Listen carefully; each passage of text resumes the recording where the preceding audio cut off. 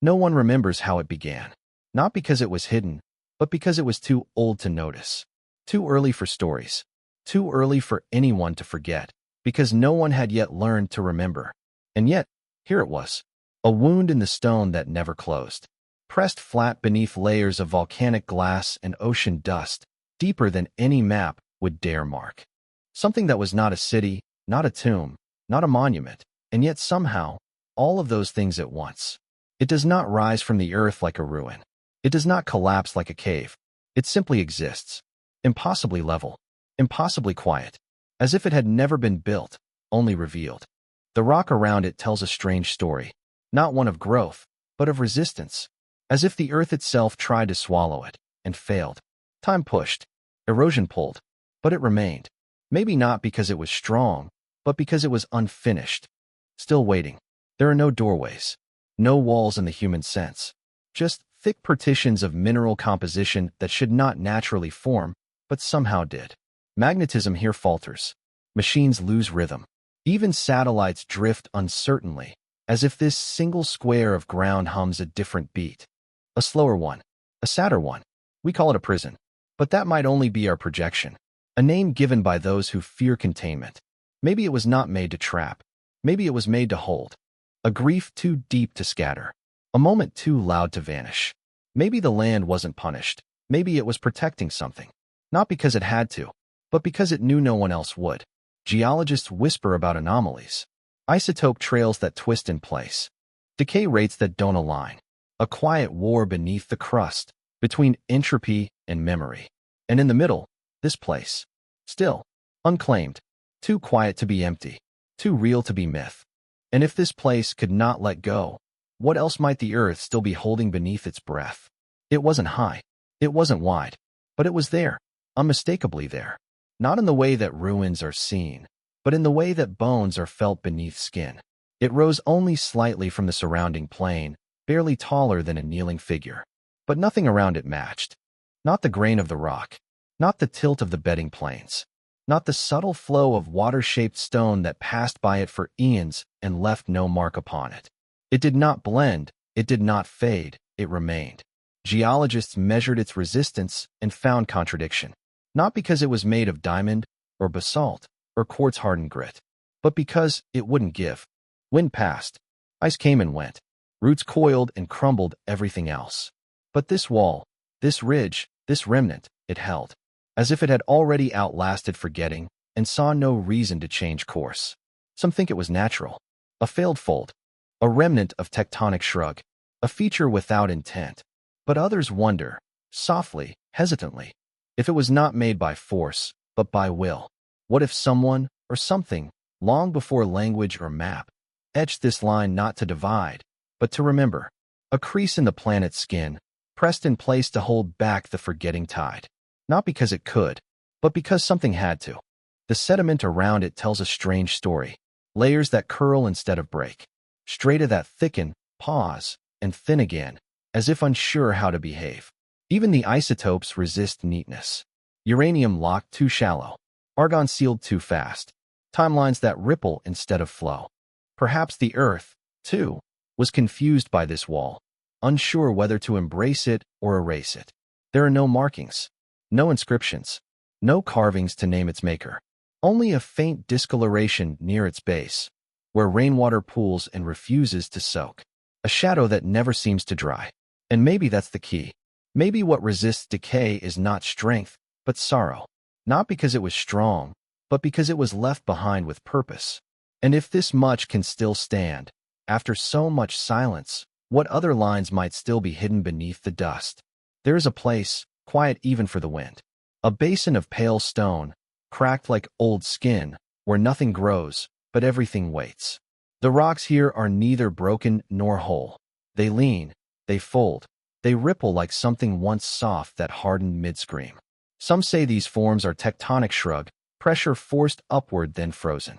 Others say they feel deliberate, not etched, but expressed. Not symbols, but reactions.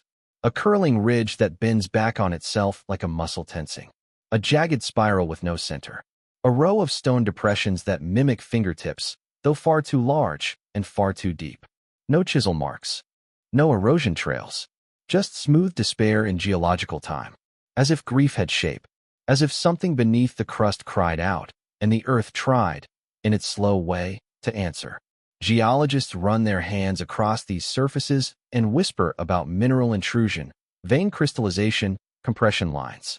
But none of those theories explain the heat scars, the microscopic warping of isotopes, the way the quartz seems bloom like bruises. It's not that we can't describe what's there. It's that the reasons keep slipping through our definitions. Not because the science is flawed, but because maybe the story isn't linear. Could it be that some events aren't measured in explosions or collapse, but in the way they echo through solid matter? What if trauma had tectonics? What if pain could petrify? Not a meteor, not a flood, not even fire, but something heavier. Something that doesn't leave ash, only resonance. And in these silent formations, perhaps we're not meant to read meaning. Perhaps we're meant to feel it. Like touching fossilized thunder. Like listening for sound in a scar. Maybe these aren't messages from the past, but memories that never learned how to fade. The earth, after all, does not forget. It subducts. It swallows. It folds away what it cannot explain. But sometimes, just sometimes, it pushes something back to the surface. Not to be understood, just to be seen. So we walk among these shapes, unsure if we're trespassing or being invited. Unsure if what we hear is real, or simply our own breath echoing in the pattern. And still the stone holds its silence. Not cold, but waiting. And if this is how the earth remembers pain, what else might it be trying to say? Far beneath the ash-blind cliffs, down where the stone thickens and the light forgets its shape, they found the hollows. Not caves, not tombs, but something colder. Smooth alcoves pressed into layered strata, arranged not chaotically, but with rhythm. Not because someone carved them, but because something compelled them. Their shapes weren't for shelter. They weren't made for living or dying. They were spaces where presence had been expected, but perhaps never arrived. Each chamber held the breath of absence. You could feel it before stepping in, as if the air grew heavier, like standing in the memory of a heartbeat that never beat. Some were shallow, like sleeping mouths. Others sank deeper, spiraling into the bedrock in silence. Their depth measured not in meters, but in forgetting. There were no doors, no slots, no residue of hinges, no signs of how something would enter or leave. And still, the walls bore the marks of something having been contained. Some surfaces showed burn patterns, like heat had once trembled against the stone. Others were strangely clean, as though whatever had touched them had erased even the dust. Traces of isotope imbalance whispered that time had bent strangely here, that decay had paused or pulsed. That entropy, somehow, had pooled in place. And still, we can't say if these cells held anything at all. Maybe they weren't prisons.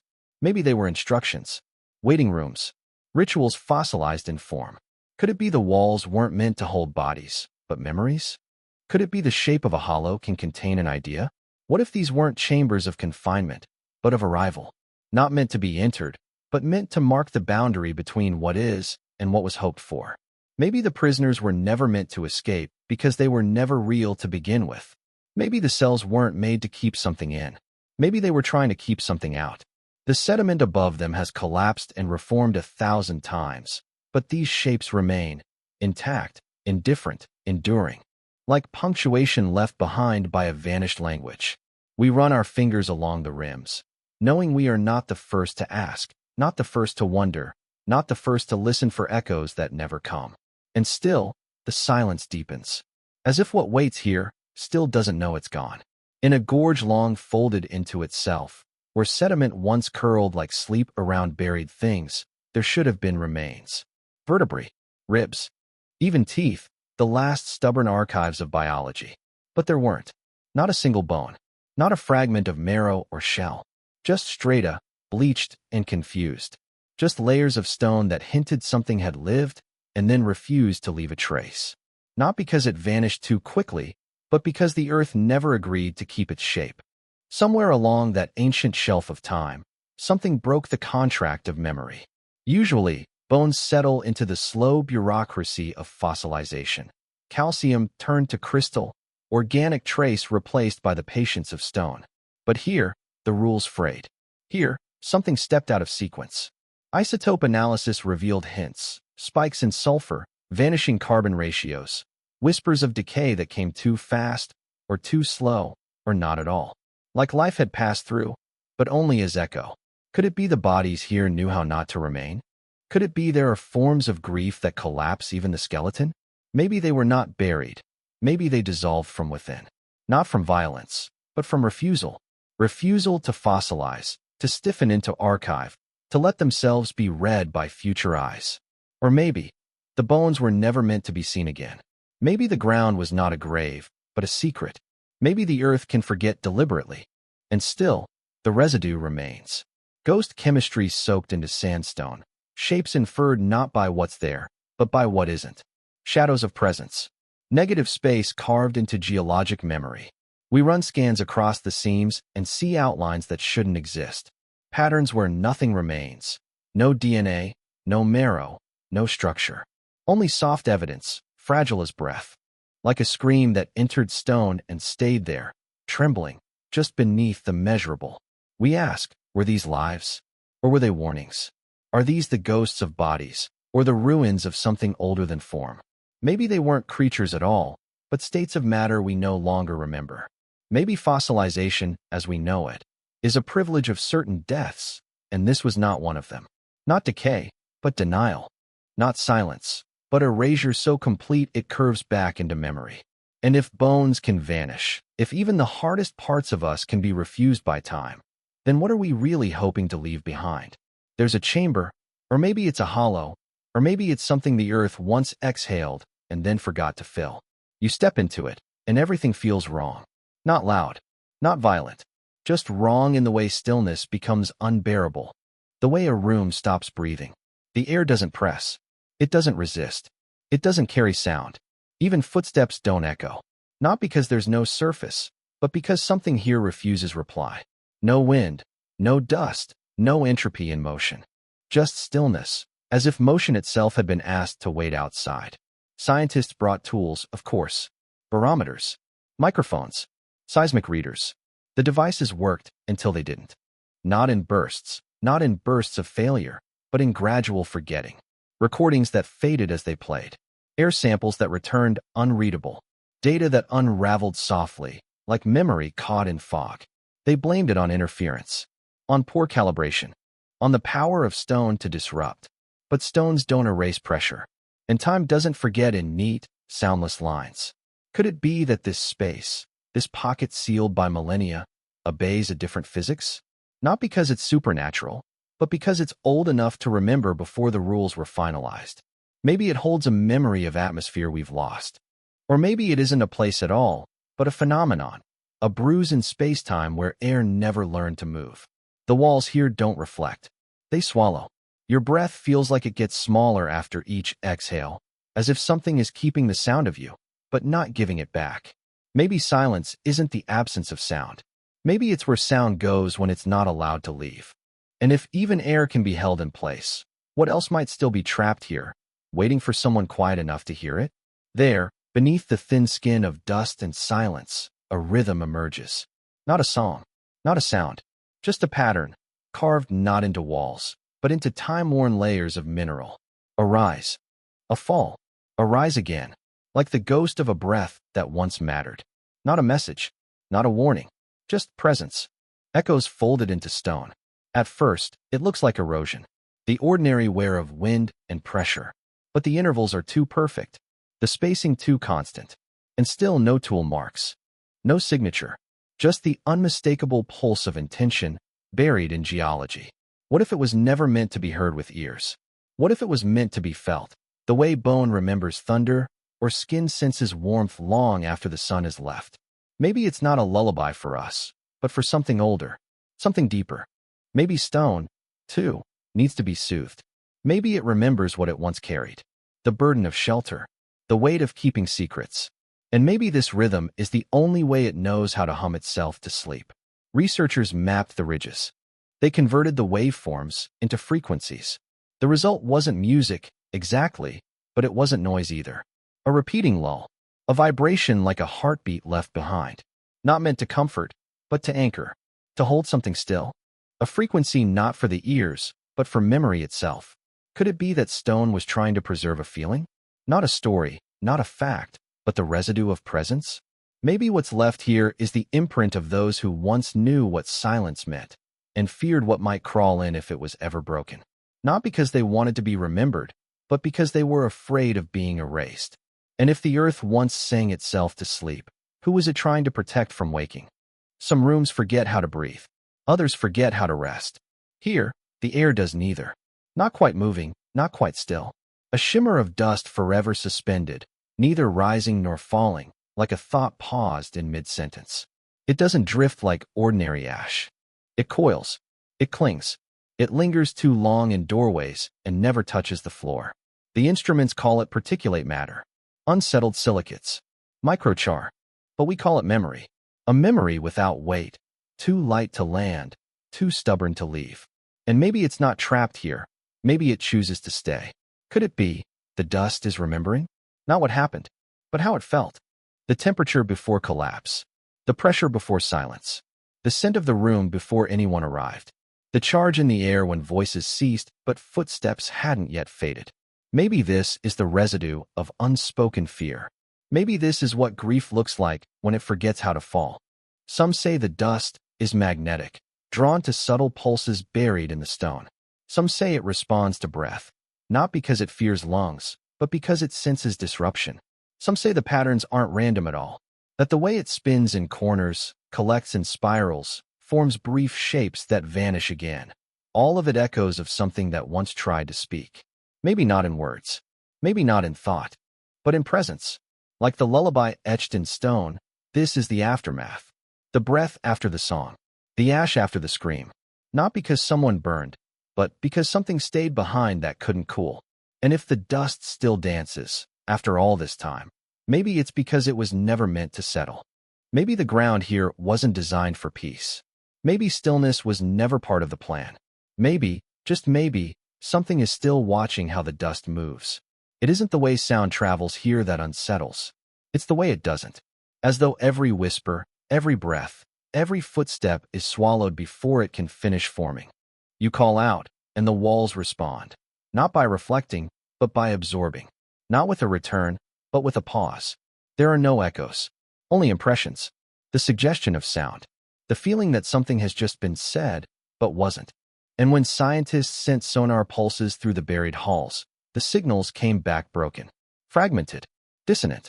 Not because the walls were uneven, but because something in the stone remembered too much. Is it possible that architecture can listen longer than we can?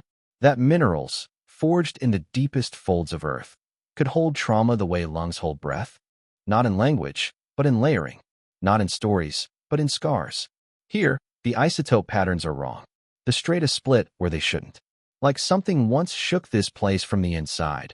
A frequency too low for ears, too long for seismographs, too old for blame. And yet, it lingers.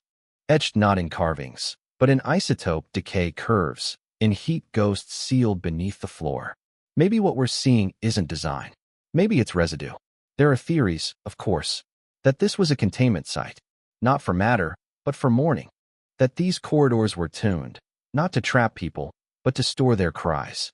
A vault not of memory, but of resonance, where pain, once felt, never truly stopped vibrating. Could it be the Earth was asked to keep something we couldn't bear to carry? Could it be the planet agreed? And now, thousands, maybe millions, of years later, those frequencies still shimmer beneath the stone. We can't hear them, but our instruments can. Slight, jittering waves in the data. Not static, not noise. Something else. Something repeating. A dissonance without source. A voice without speaker.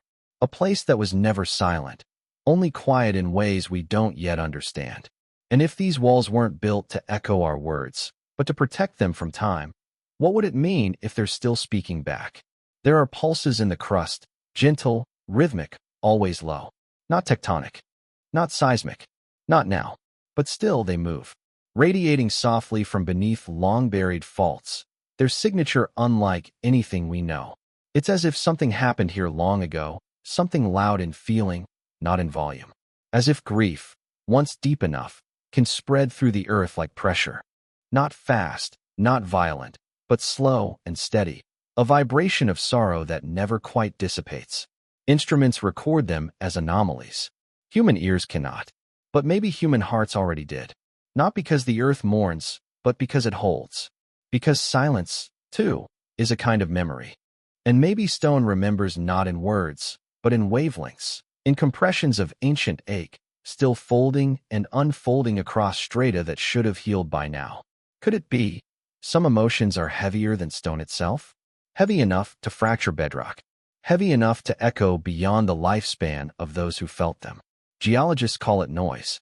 Low-frequency tremors. But there is no origin, no epicenter. Only drift. Drift that follows no fault line, obeys no subduction, aligns with no known stress. As if the crust isn't reacting to pressure, but repeating it. A loop of resonance. Like breath trapped in a tomb. Like music trapped in a dream. And what kind of event, or absence, could leave behind not rubble, but rhythm? These waves aren't strong. They don't shake buildings or split planes. They pass through unnoticed. Unless you're listening for what's missing. Unless you wonder how stone can move without breaking. How continents can tremble without cause. Maybe it isn't movement at all. Maybe it's something else.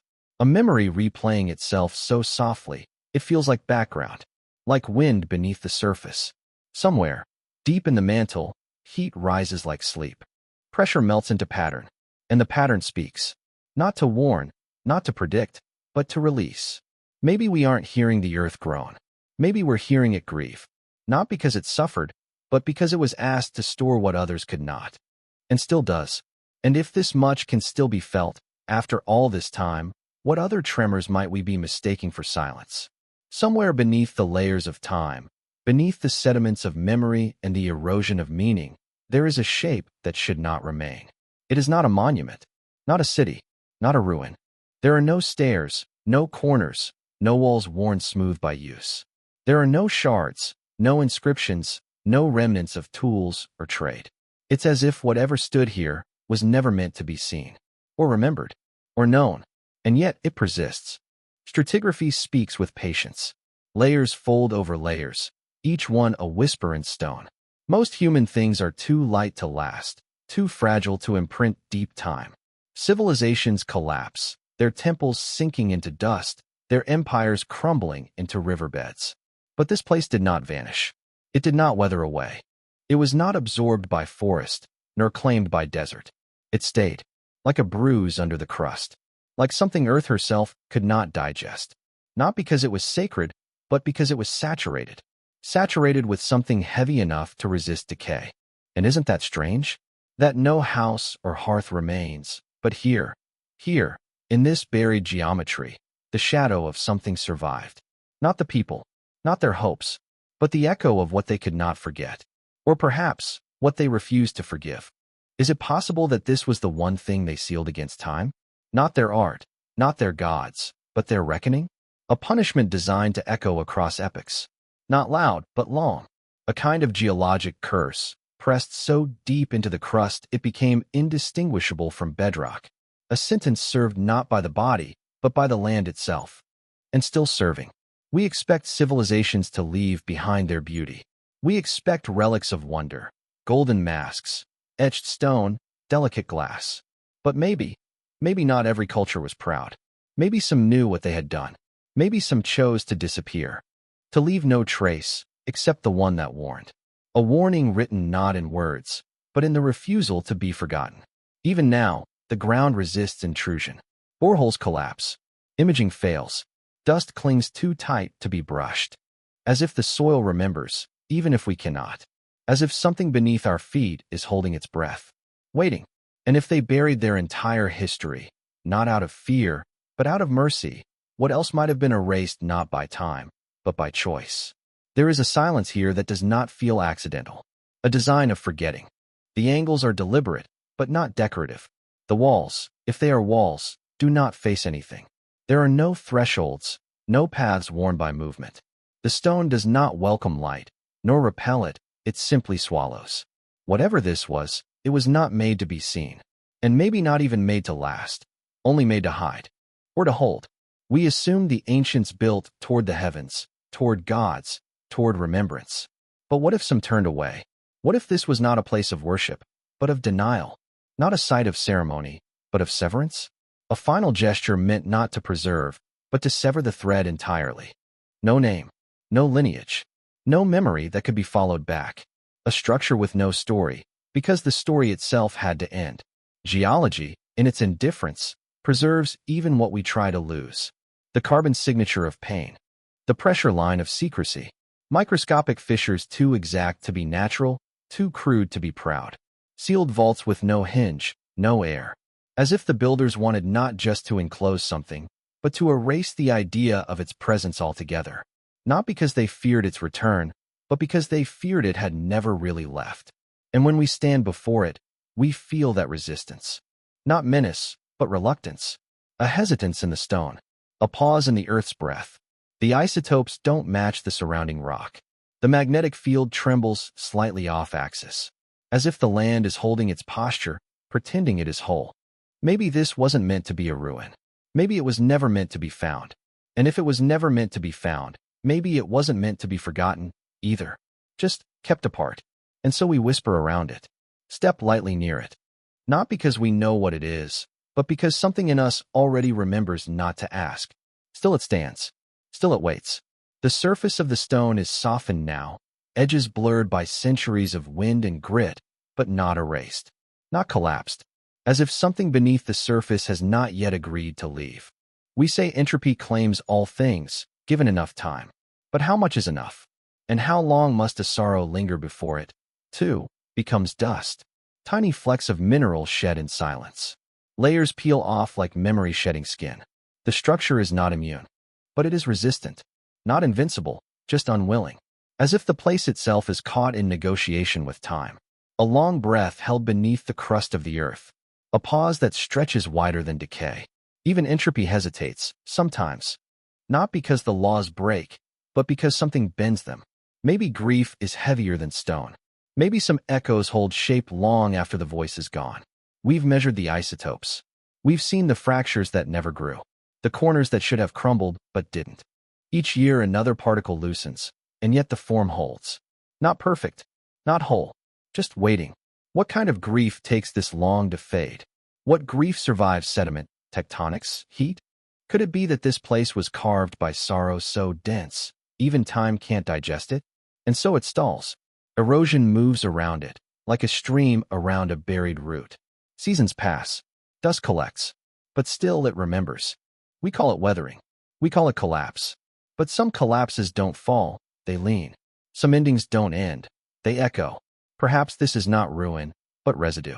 The last stage of a story trying not to finish. A structure too tired to remain, too stubborn to dissolve. And if it's true, if even entropy can hesitate, then what else might still be lingering in the seams of this world, just waiting for permission to disappear? We stand above it. We walk across it. We name it. We measure it. But what if this place, this strange, enduring fragment, was never built to be seen from the outside? What if the question is not what's inside it, but what if we are? Maybe we've been circling the wrong idea, like moths around a lantern we mistake for the moon. Maybe this is not a structure within the world, but the world within a structure. A containment, a memory loop, a geologic recursion caught mid-sentence, whispering back to us not because it wants to be known, but because we've always been part of it. Sediment tells stories, but only if you assume time moves forward. Stratigraphy layers history like pages in a book. But what if the spine is bent? What if some chapters fold back on themselves, repeating motifs that were never meant to recur? In this layer, in this formation, we find isotope anomalies, markers that pulse irregularly, like a signal with no source. A pattern not geological, but recursive. Not decay, but feedback. Could time itself have fractured here? Not shattered, but curled inward, like a breath that never fully exhales? What if we're not uncovering the past, but trapped in its echo? Not descendants, but participants. Archaeologists of a moment that never fully ended, just slowed down until we mistook it for background. A place where gravity pulls thought instead of matter. Where the dust doesn't fall, because the moment hasn't. And if time can be held, not stopped, not reversed, but restrained, then what kind of intelligence could have done it? And why? Perhaps it wasn't to keep something in. Perhaps it was to keep something from remembering. The world itself, softened into forgetfulness. A wardenless prison whose only inmate is the rhythm of its own mistake. Could we be that rhythm? Could all of this, our digging, our measuring, our slow decoding, be nothing more than the dream of time trying to wake? And if this place isn't outside us, but around us, then what else might we be mistaking for freedom when it's only the shape of the cage? The surface shows no bones, no trauma, no trace of war. The strata are undisturbed, no soot layer, no burned pollen, no fracture lines. Even the isotopes hum their silent, stable tune. But something here feels unfinished. Not broken, just paused. Not ruined, just resisting. The way an old breath hangs in a cold hallway, waiting for footsteps that never come. The way a whisper never quite leaves the ear. We measure entropy in years and erosion in millimeters. But not all decay is physical. Some truths do not weather, they wait. Not because they are protected, but because they are too loud to fully disappear. Maybe not loud in sound, but in shape, in rhythm, in the way this stone curves where it should crumble, in the way the ash here refuses to fully settle, as though even the dust is uneasy. It's not grief. Not exactly. It's the shadow of having once been near it. A place that was not a battlefield, not a temple, not a home. Something else. Something in between. A threshold maybe, where something immense was meant to be remembered and then deliberately forgotten. Not buried, but scattered so finely into the grain of the land itself that even forgetting it would be an act of memory. The rock doesn't flinch, but neither does it rest. Echoes still travel here, not as sound, but as presence. Instruments record microseisms, barely perceptible pulses, patterns that repeat at intervals too irregular for nature, but too stable to be ignored. Some geologists call it residual tectonic memory. Others don't call it anything. They only walk slower here. Maybe no one died here, but maybe something deeper did. An idea, a decision, a revelation too complete to live beside. So complete, it had to be silenced, not by hiding it, but by blending it into the very texture of the earth. Maybe we were never meant to find it. Or maybe the land has been humming this secret back to us all along, hoping we'd finally stop trying to listen with our ears. And if the earth remembers not by keeping, but by never fully letting go, then how many other truths are still trembling beneath our feet, pretending to be stone?